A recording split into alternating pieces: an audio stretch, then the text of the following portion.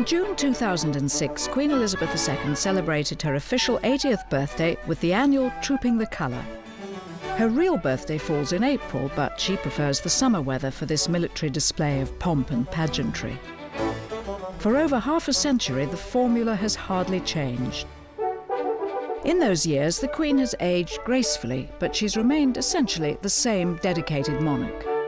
Her reign has witnessed an era of great social change in Britain, the Commonwealth, and in her own family.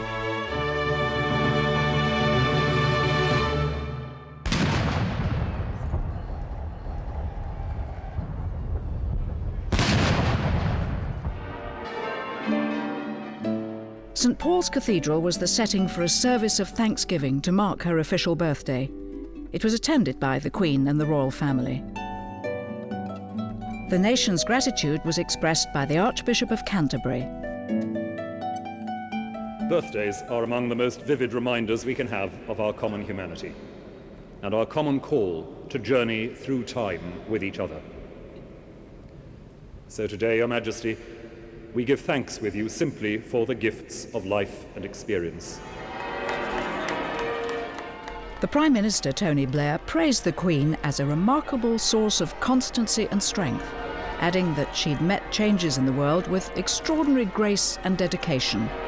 But perhaps the finest tribute to the Queen's 80th birthday was paid by her son, Prince Charles.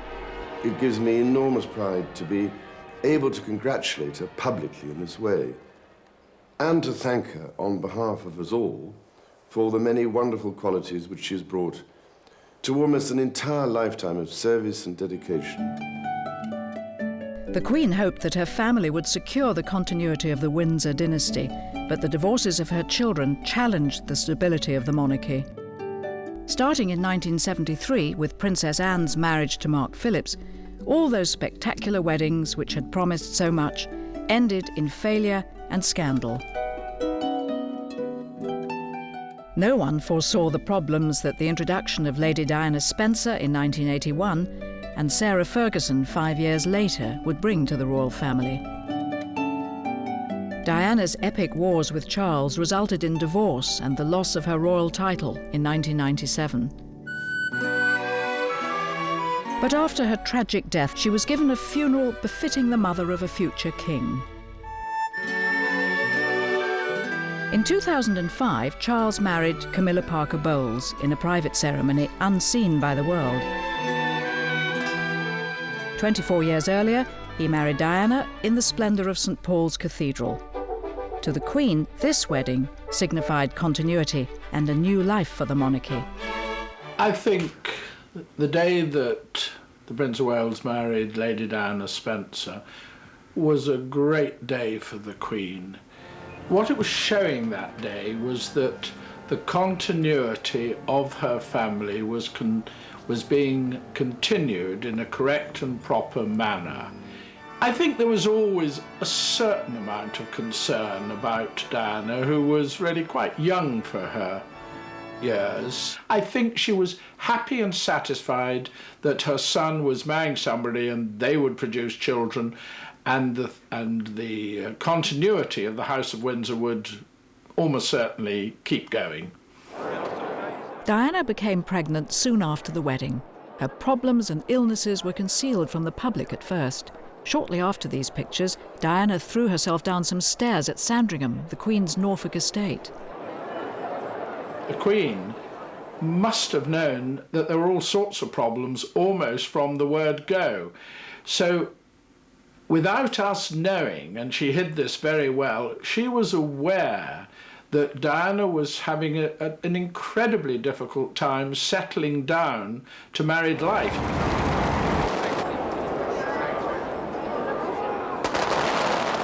Despite her love of formal and ceremonial events, the Queen is a woman of genuine emotion, often kept hidden from the public. The Archbishop of Canterbury has said that she was devastated by Diana's death. Afterwards, she had to accommodate Prince Charles's determination to marry the woman Diana had called the third person in her marriage. Camilla Parker Bowles was Charles's mistress for several years before the public became aware of her. Diana blamed her for the breakup of her marriage. A campaign to gain public acceptance for Camilla began with a staged appearance outside the London Ritz Hotel in 1999. The press eagerly followed each stage of the public relations exercise. A series of high-profile events for Charles's main charity, the Prince's Trust, propelled Camilla ever more into the public arena. But according to the law, Charles still had to ask the Queen's consent to marry. Charles, of course, had to go and ask her. Surely the only 56-year-old man in this day and age who has to undergo such a humiliating and embarrassing experience to ask his mother for permission to marry. Camilla's divorce made a Church of England wedding impossible. The couple opted for a civil service at Windsor's Town Hall on April the 9th, 2005. William and Harry were among the few witnesses. The Queen did not attend.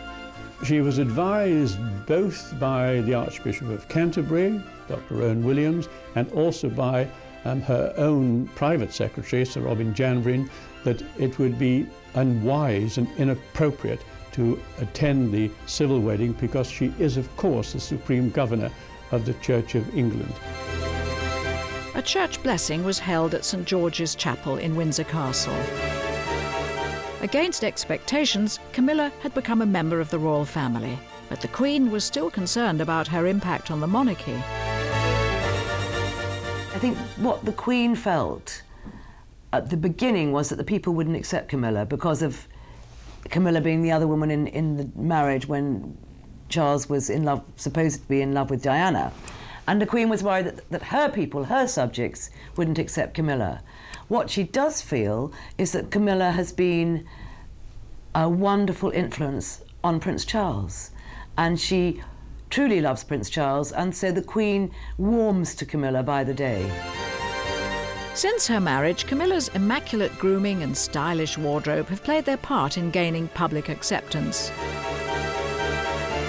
Now known as Her Royal Highness the Duchess of Cornwall, she's tactfully avoided using the title Princess of Wales, which is irrevocably associated with Diana. We're told she'll be the Princess Consort when Charles is king. Queen has now come to the conclusion Camilla is winning over the people in a way that a year ago looked impossible, frankly, and that the monarchy, therefore, is in much safer hands than perhaps it was. She knows that there is strong opposition still to Camilla. That's why we go through the idea that Camilla will never be queen. But in 20 years' time, if that's when Prince Charles comes to the throne, who is then to say that Camilla shouldn't be his queen at his side? Prince Andrew, a naval officer, married Sarah Ferguson in 1986. Again, there were high hopes for this marriage, but like Diana, the new Duchess of York disappointed the Queen. Her backgrounds are so very different from hers. After all, she'd grown up with it. She'd been used to Buckingham Palace, Windsor Castle as a child. She'd been trained for her job for forever. And so I don't think she fully understood the difficulties that these girls experienced. And I think when it came to the Duchess of York, particularly so, because for the Queen, her own naval days as a naval wife had been absolute joy to her. And the fact that Sarah Ferguson didn't, or the Duchess of York didn't seem to enjoy that aspect of her husband's life, she found very difficult to understand. With hindsight, it was clear that Diana and Sarah found adapting to royal life more difficult than anyone had expected, but the Queen did try to help them. If we look back, remember it was the Queen who called the editors to the palace in the early days when the Princess of Wales felt she was being pressurised by the press and the media. And the Queen said, my daughter-in-law's peace must be protected. And she, at that time, moved to protect the princess. Princess of Wales to her was like an adorable, skittish niece. I mean, she just knew Diana from childhood. And so she was indulgent, caring, and a little bit bewildered sometimes. I mean, in the early days, when the princess was married, and they were at Balmoral, and it was a stuffy occasion, the princess would jump up from the table and run round the table and sit on Prince Charles's lap and give him a kiss. I mean, something like that had never been seen before amongst the royal family. The Queen would just shake her head and give a little smile. The Queen attended the wedding of Princess Margaret's son, Viscount Linley, to heiress Serena Stanhope in 1993. Both David Linley and his sister, Lady Sarah Armstrong-Jones, were close to the Queen. Princess Margaret had married Lord Snowdon in 1960, but the marriage fell apart. The Snowdons divorced in 1978 after several hostile years. The Queen took the children under her wing. She dotes on Princess Margaret's children, especially Lady Sarah, who is just a favourite niece, and she was a very sort of loving aunt figure and very proud of Lord Linley. I think one of the Queen's courtiers said to me that sometimes those young children thought the Queen was their mother, because she would always take them up to Balmoral with her when Princess Margaret and Lord Snowdon would go on their summer holidays to Sardinia or to Tuscany. And she was very much a stable figure in their lives, and she loved them very much. That stability of the Queen was needed when 3 of her 4 children divorced and her grandchildren had to cope with split homes. The Queen took a special interest in William, the second in line to the throne, and he developed a close relationship with his grandmother. But as their parents' marriage disintegrated, there were gaps in the young prince's contact with the rest of the family. I think with William and Harry, she's got to know them far, far better in the last few years. I think when the marriage was still going on and Charles and Diana were at each other's throats, she hardly saw them at all. But obviously in the last 10 years, she's seen them grow up. And although she might not see them that much, I think she's very proud, especially of Prince William. In 1992, both the Yorks and the Waleses separated after a series of scandals which shocked the Queen. Princess Anne also divorced in the same year and then remarried. I know that when these divorces came one after another, she did say to a close friend, well, what have we done wrong? It is very difficult to be the Queen and a mother. I think every important executive woman finds this. I think that the Windsor temperament, which has been handed down from King George V and Queen Mary, has also been a factor. The stiff upper lip, the sweeping problems under the carpet, and the lack of communication. And this also comes from living in enormous houses like Buckingham Palace, where they live quite separate lives, each with their own suite and their own servants. And so it isn't that you have a jolly get-together in front of the television. It's a different life. And then, on November the 20th, 1992, Windsor Castle caught fire. It happened on the Queen's 45th wedding anniversary. The Queen was upset at the damage to her favourite home. She supervised the removal of family treasures, and days later, she spoke of her sadness. 1992 is not a year on which I shall look back with undiluted pleasure.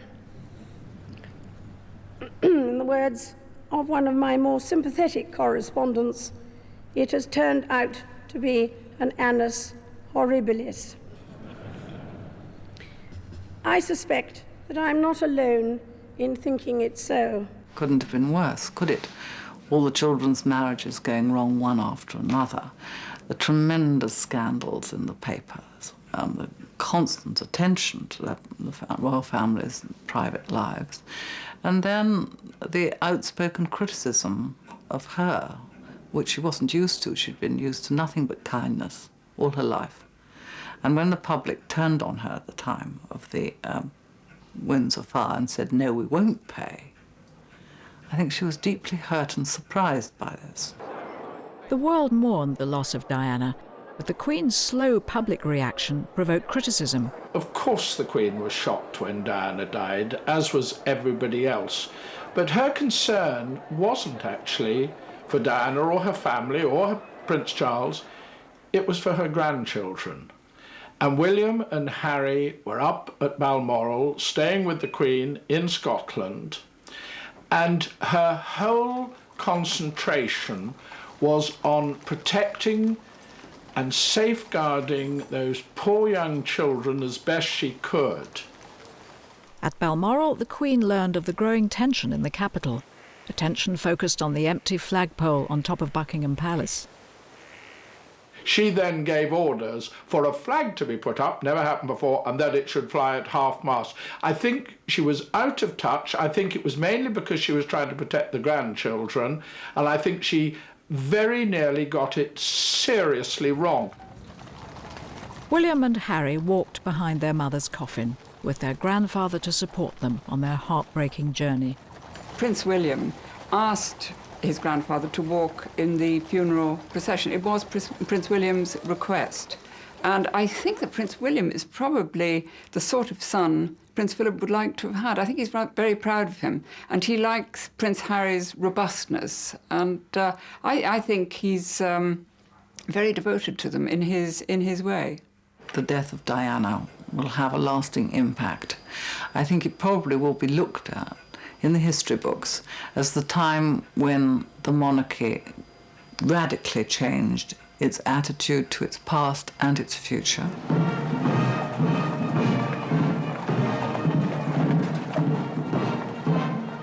Entertaining heads of state is one of the Queen's most important duties. This ceremonial hospitality builds bridges between countries and cements international friendships. The grandeur of a state banquet at Windsor Castle is the highlight of this visit. 150 guests dine from the finest china, silverware and crystal. 300 staff serve them quail's eggs, turbot, veal and peaches. For many guests in white tie and tiaras, this is a unique experience, but it's the Queen's 65th state banquet. I raise my glass to you and Mrs. Wałęsa and to the well-being and happiness of the Polish people. International diplomacy requires visits abroad, like this one to France in 1992. Since her coronation, the Queen's travelled over 1 million miles, made over 250 foreign visits to 128 countries, and still plans more. The Queen's reliability and grasp of foreign affairs are never in doubt. Her professionalism was evident on this tour of Germany in 1992.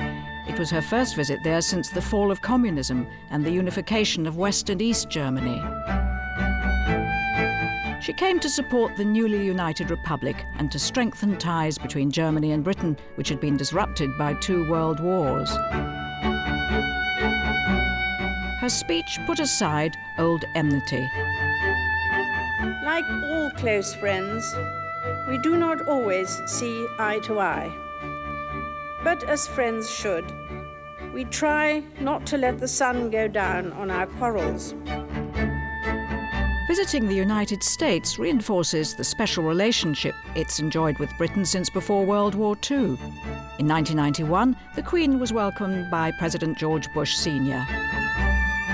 There is a symbolism in the events of such a visit that defies analysis, but which has a way of reaching the hearts of people far and wide. A visit to Australia is different. She's head of state there, and she's made 15 visits since becoming Queen. She went in 1992, after a gap of 12 years, to a country where republicanism was a growing movement, but her personal popularity ensured that she's still Queen there today. During the trip, she unveiled one of the many portraits of her reign. This one captures the reserved character of the woman behind the crown. The Queen isn't, by nature, an emotional person. She doesn't have great highs and great lows. She accepts life, and if there's something she doesn't want to understand or doesn't want to see, she compartmentalizes it. So she avoids emotional confrontation. She avoids moral confrontation altogether. The elder daughter of the Duke and Duchess of York, Elizabeth had a golden childhood. With her sister Margaret, her life was carefree until her parents became King and Queen in 1936, when she was 10. They became the family firm, or We Four, as her father King George VI called them. Now heiress presumptive, Elizabeth was influenced by her formidable grandmother, Queen Mary. She didn't inherit her own mother's warmth and spontaneity, and the person she admires almost most, apart from Queen Victoria, is her grandmother, Queen Mary. And you can see a great resemblance between the two. You know, that shyness, that formality, that slight distance from the public. At 21, she became engaged to Prince Philip of Greece, despite the reservations of her father. There were some family tensions, mainly because the king, King George VI, the Queen's father, of course, Princess Elizabeth's father, didn't feel that Philip Mountbatten at that time was a suitable prospective husband. He just didn't feel so. He didn't come out of the top drawer of European royalty. The Greek royal family were fairly low down in the league table of European royalty. He didn't have a great title. He didn't have a vast fortune or estates to bring into the marriage. And also he felt at 21 was a bit young. He thought she should have waited 4 or 5 years, but she showed that she had some steel in her. And indeed, she persuaded her mother, and her mother supported her. And of course, the late Queen Elizabeth, the Queen Mother, had a huge influence over her husband, and that's what happened. In 1947, during a family tour of South Africa, Elizabeth made her 21st birthday speech. I declare before you all that my whole life, whether it be long or short, shall be devoted to your service and to the service of our great imperial family, to which we all belong. But I shall not have strength to carry out this resolution alone, unless you join in it with me, as I now invite you to do. I know that your support will be unfailingly given. God help me to make good my vow, and God bless all of you who are willing to share in it. Nearly 50 years later, she returned to a country where great changes had taken place. South Africa had withdrawn from the Commonwealth in 1961 over its policy of apartheid. This ended in 1994, and South Africa was readmitted to the Commonwealth. On this visit in 1995, the Queen met a statesman who's become a personal friend, President Nelson Mandela. In 1996, Mandela came to London to visit the woman he calls my friend Elizabeth. The Queen isn't racially prejudiced at all. She's colourblind, if you like. And one of her greatest friends, and the person who impressed her and the other members of the royal household, if you like, was Nelson Mandela. And when she met Mandela, she was tremendously impressed with his sincerity and with his integrity and with his compassion. And I think the fact that he felt all this endeared him to the Queen, and indeed they are still very much in touch. They correspond with each other, if not regularly, but certainly quite frequently. An English princess marrying her handsome sailor prince meant an occasion for national rejoicing. Britain was still burdened in 1947 with ration books and clothing coupons, and they welcomed this glittering relief from post-war austerity.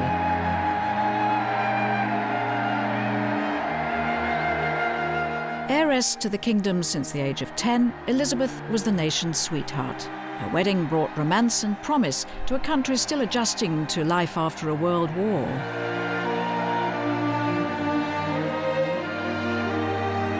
Elizabeth's lavishly embroidered silk wedding gown was designed by the royal couturier Norman Hartnell. It was beyond the dreams of any other bride at the time.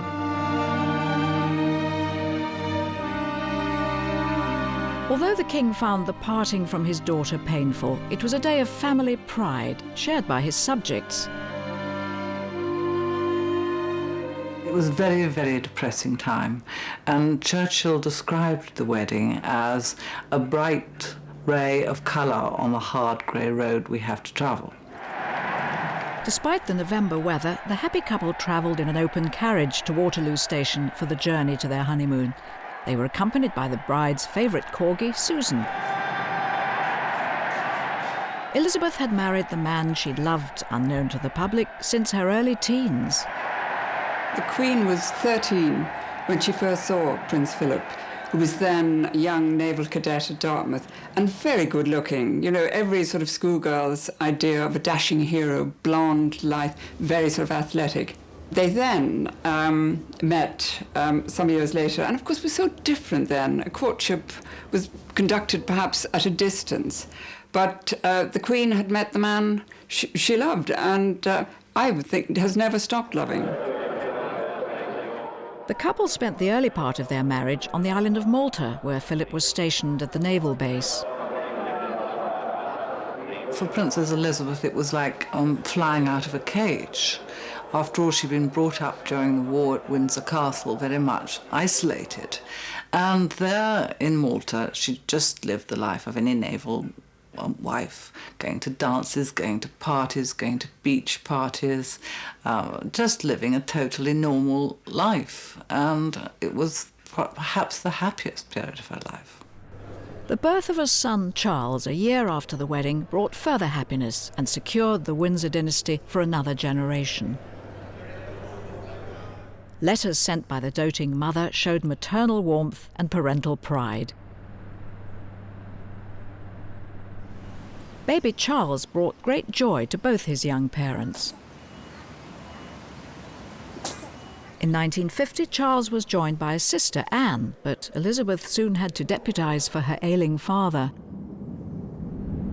She was on a state visit, going to visit Australia and New Zealand, when she stopped off in Keenan. It was there that she heard that her father died.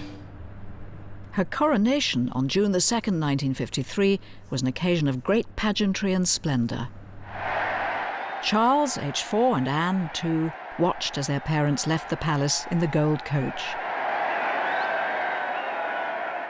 Afterwards, they joined their newly crowned mother and watched the cheering crowds from the palace balcony. On that historic day, the world heralded a new Elizabethan age.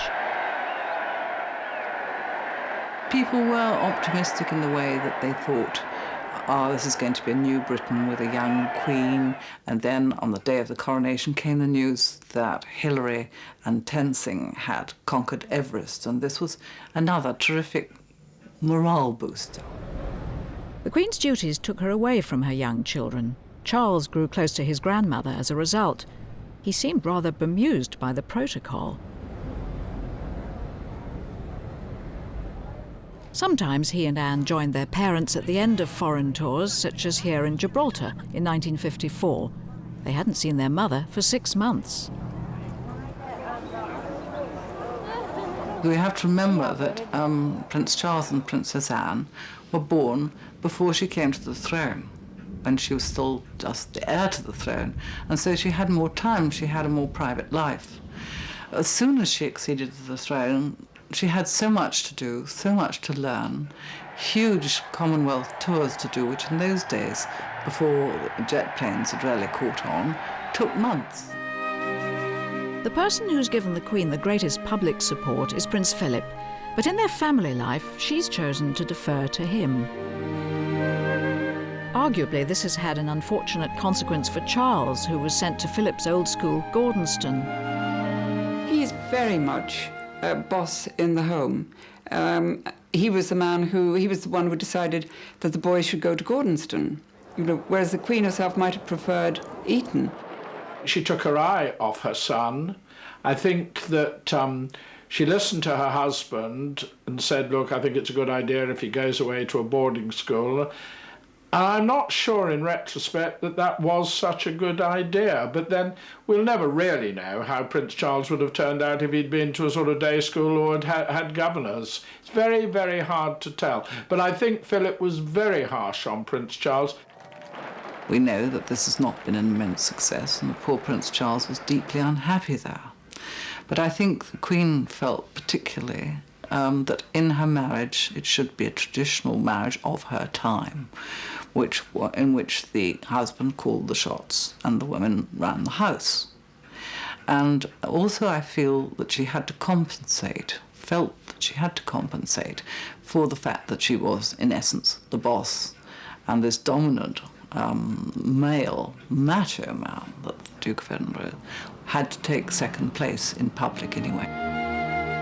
A second family followed after a 10-year interval. Andrew was born in 1960, Edward in 1964. After a long marriage, the royal couple remained close. The Queen will call Prince Philip darling, but if she's in public or she's cross with him, she'll call him Philippe. And one knows then that things are a little glacial. And the Queen is not the sort of person to lose her temper. I think if there's a blistering row about something, she will probably go out and ride her horses or go and feed the dogs or groom the corgis, and he may stomp about a bit. But the Queen, her voice is not raised loudly, but everyone is aware if she is displeased and not amused. In 1977, the Queen celebrated her Silver Jubilee. She travelled to St Paul's Cathedral in the 200-year-old gold state coach. Her grandparents, King George V and Queen Mary, celebrated their Silver Jubilee in 1935, riding in the same coach. The Queen's processional route was lined with cheering crowds all the way from Buckingham Palace to St Paul's Cathedral to London's Guildhall, where she had lunch, and back to the palace. She'd not expected the warmth of the public's response. Amazed at the spontaneous bursts of cheering outside St Paul's Cathedral, the Queen made an impromptu walkabout, the first of her reign. She comes from an era when it was not done for those people to be demonstrative in public. And sometimes she said after a day of meeting people, I simply ache with smiling, but as can find it, it's a sad thing. She doesn't have a smiley face. But where she was actually very touched and very natural was the time of the Silver Jubilee, going through the streets, and the people came out once again and shook her warmly by the hand, and she was astonished by this. I think she gets a lot of her shyness from Queen Mary, the same sort of uprightness and inability, and yet so caring. On this memorable day, over 100,000 people waited to cheer her outside the palace. 5 years earlier, the Queen and Prince Philip celebrated their silver wedding. Playing on the famous royal use of the pronoun we, she included a subtle joke in her speech. We, and by that I mean both of us, are most grateful.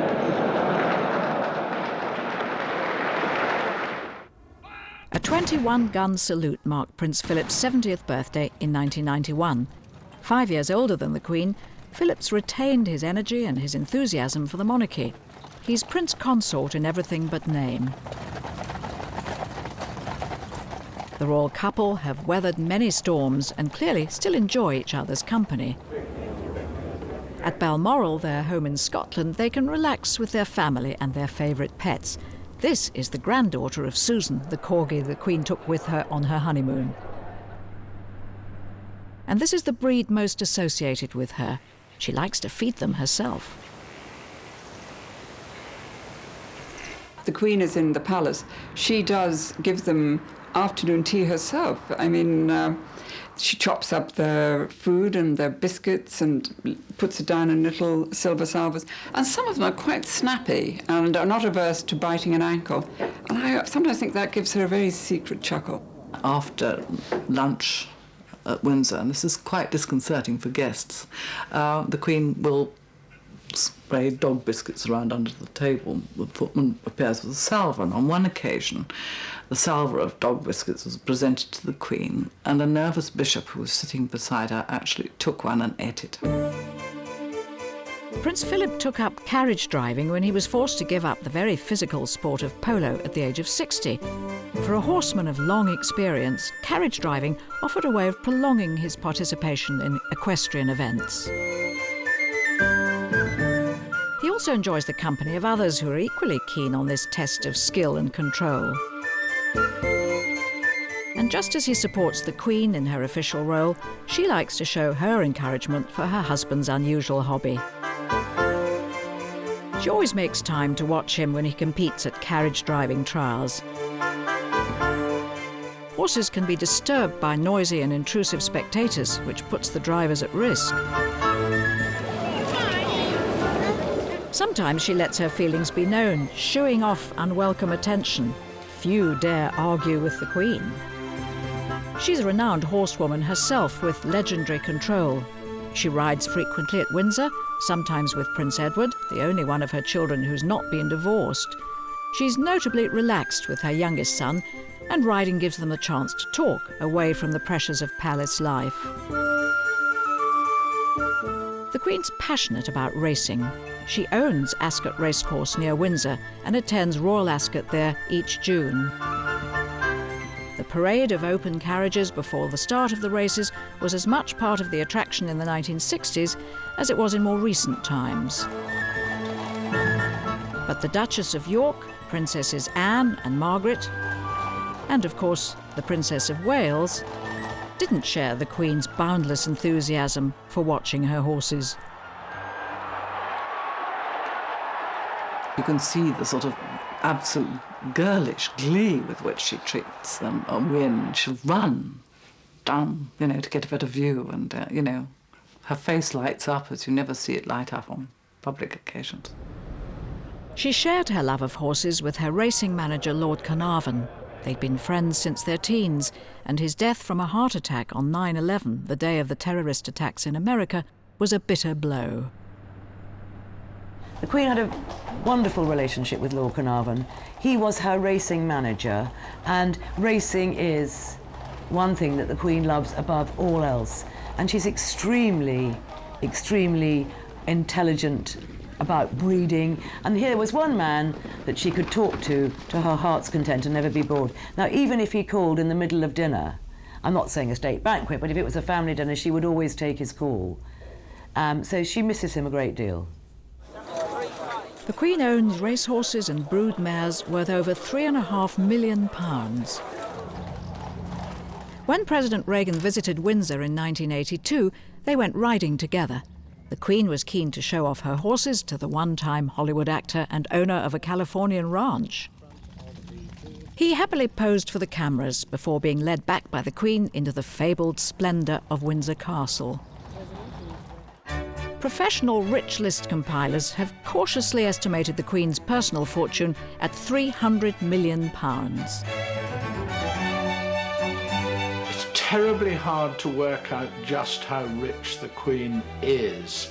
It's very hard to separate the goods, chattels, which are very valuable ones, that she is custodian of for her life. The crown worn at the opening of Parliament is state property, but the Queen has fabulous jewels, magnificent homes, a huge investment portfolio, and paintings and drawings which are the envy of the art world. Her art collection is just astonishing. There are so many Van Dycks around, there are Michelangelos. I mean, absolutely endless goodies, but I'm not sure that she could classify them as being hers. Windsor Castle is her favourite home, but officially it too belongs to the state.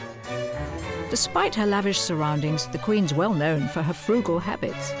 You will still find the Queen perhaps with a small electric fire. I think it may run to 3 bars, but and very often she'll put on 2. But she likes to be thrifty. The Duchy of Lancaster is the ancient custodian of 50,000 acres, including farmland, historic buildings, urban developments, and other assets held in trust for the monarch.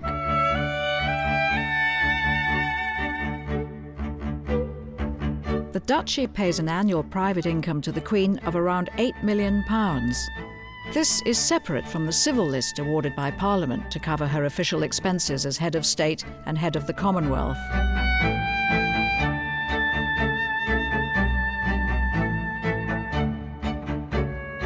She pays regular visits to the Duchy and keeps in touch with her many tenants this way.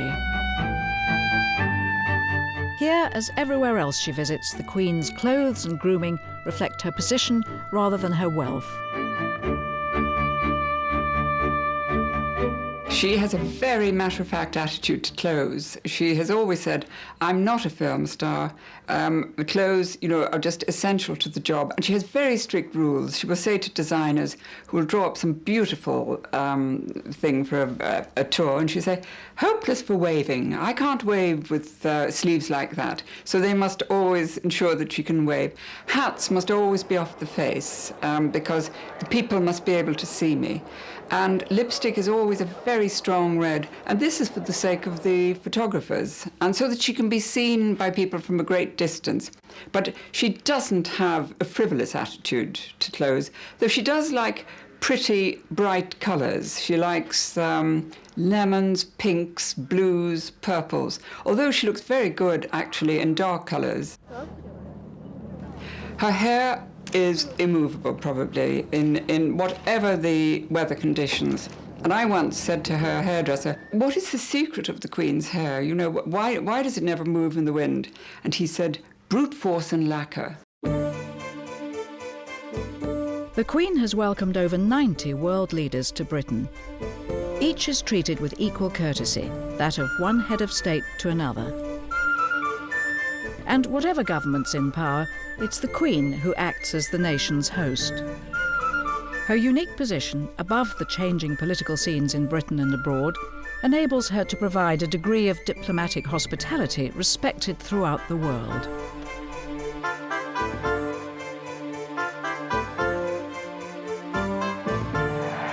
Elizabeth is Queen in 16 countries, as well as being head of the Commonwealth, a free association of 53 countries. About a third of her visits abroad have been to Commonwealth countries, starting in 1953, the year of her coronation. These tours foster international cooperation and trade links between member countries. She's known many Commonwealth Prime Ministers, all as important to her as her 10 British ones, from Winston Churchill to Tony Blair.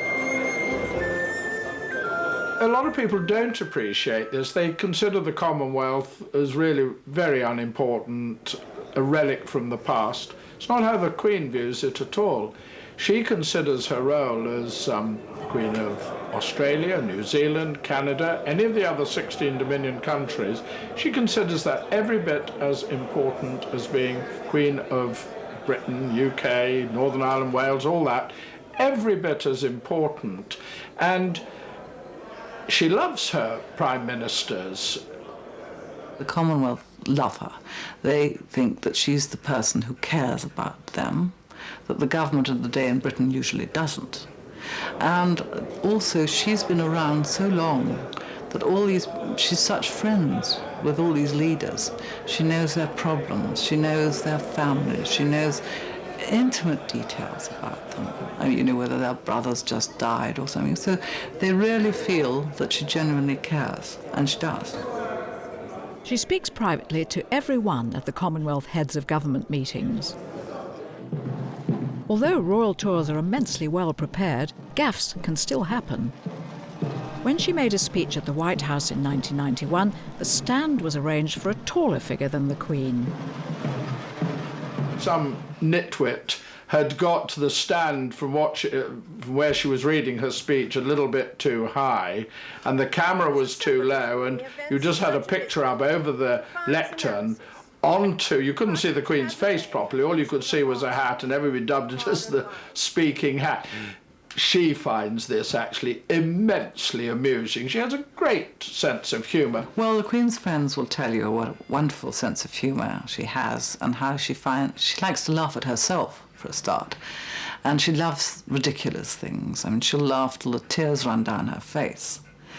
And then she's got a quick wit, a sense of irony. I mean, there's a story I particularly like. And she was in a Norfolk shop, dressed as she normally is in the country with her headscarf and everything. And a woman came up to her and said, I hope you don't mind my saying so, but you look awfully like the Queen. And the Queen said, how very reassuring. A fountain in Kensington Gardens is Britain's memorial to Diana. It was opened by the Queen in 2004. The Diana who made such an impact on our lives. Of course, there were difficult times, but memories mellow with the passing of the years. I remember especially the happiness she gave to my 2 grandsons. William has learned a great deal from the Queen. When William first started at Eton, every Sunday afternoon he was taken up to have tea with Granny at Windsor Castle, when he was given a few off-the-cuff lessons in constitutional history. Not the ideal way for a 13 and 14-year-old to spend a Sunday afternoon, I would have thought, but he did, and he absolutely worships his grandmother. They have a wonderful time. And the Queen does not forget the far-flung countries of the Commonwealth. In the spring of 2006, she returned to Australia. She visited Canberra, Sydney and Melbourne, where she opened the Commonwealth Games. Prince Philip accompanied her. There was a busy programme each day and walkabouts to meet the people. The Queen first visited Australia during the Commonwealth tour the year after her coronation, and she still fondly remembers that first visit. The first time I came here on a glorious summer's day, 52 years ago, there was, of course, no opera house. The city was smaller, the skyline more modest. The strain was beginning to show after the Queen's 14 engagements, 2 speeches and several walkabouts. It must be extremely tough for them. I mean, she travels with Prince Philip, who's 85. I mean, how long they can carry on doing these long, long flights, and then a week or so of duties often in hot, dusty conditions is anyone's guess. I can't imagine she'll be doing this when she's 90, but I think she'll carry on for a few more years.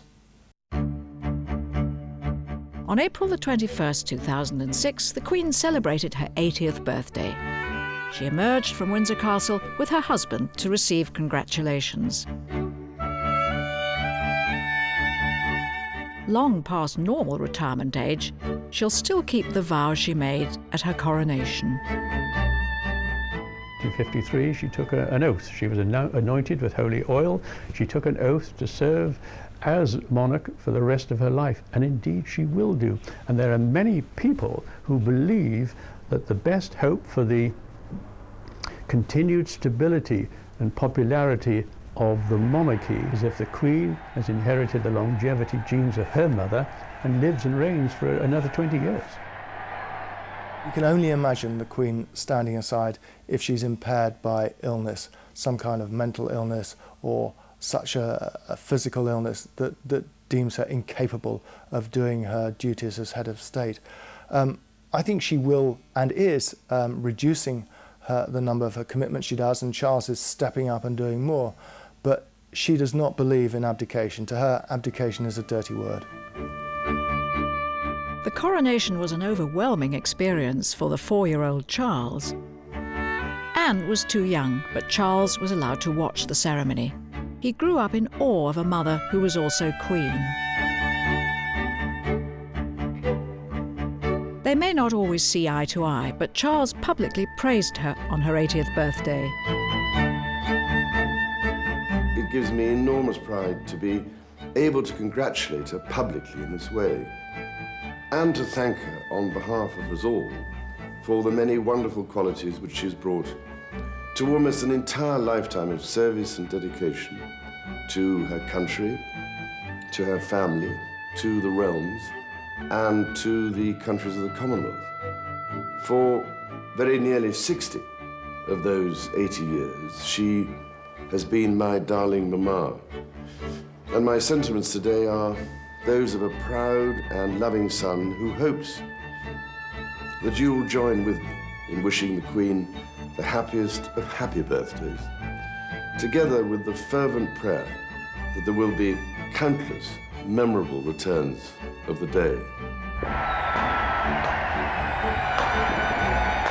The scandals that rocked the royal family are largely overcome. On her birthday, Elizabeth had been Queen for 54 years. Her reign has seen great changes, and she has successfully taken the British monarchy into the 21st century.